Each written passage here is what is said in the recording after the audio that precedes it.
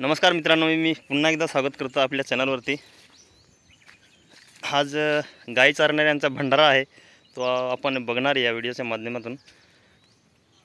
भंडारा जंगलात केला जातो आणि जंगलातील देव त्यांची पूजा केली जाते। आम्ही हिवारी देव असं म्हणतो आणि एक पांगेपुत्या देव इथं पण जावं लागतं, बरंच लांब आहे। तर जाऊया कशा प्रकारे भंडारा करतात, पूजा करतात, हे सगळं या व्हिडिओच्या माध्यमातून पाहणार आहेत। चला तर जंगलात जाऊया।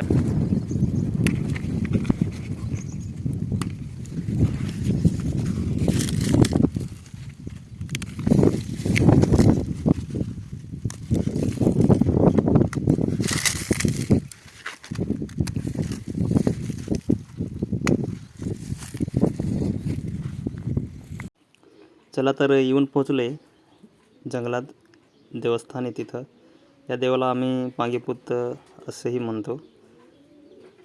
बरंच लांब आहे, 4 किलोमीटर तरी असेल। आणि रमेश दादा पूजा करत आहे। नारळ, शेंदूर, मुरमुरे आणि गुड,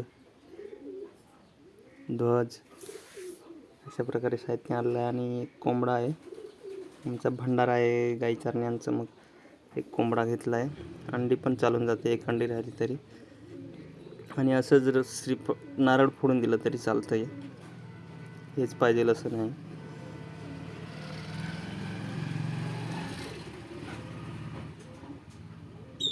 बघा झोपडी एक कोणाची तरी,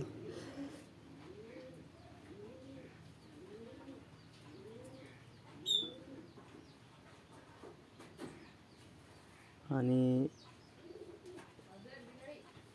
कोणाची गाय किंवा म्हैस हरवली जंगलात तर या पांगेपुत्या या देवाकडे येऊन नारळ फोडून दिलं तर ती गाय एक तर घरी येते, एक तर माहिती पडतं की या गावात तुमची गाय आहे। असे या देवाची कृपा आहे। खूप लोक इथं येतात पूजा करायला आणि दारू पण लागते।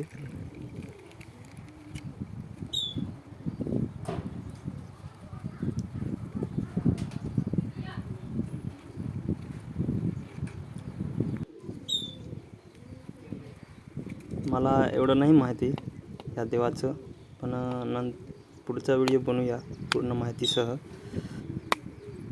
जे जुन्या पिढीचे लोक आहेत त्यांना आपण विचारूया। दादांना पण थोडंसं माहिती आहे, त्यांनी सांगितलं मला असं असं आहे, म्हणून मी व्हिडिओ बनवतोय। म्हणजे छोटासा प्रयत्न करतोय। आवडलं तर लाईक करा आणि कमेंटमध्ये जरूर सांगा कोणकोणत्या गोष्टी चुकत आहे।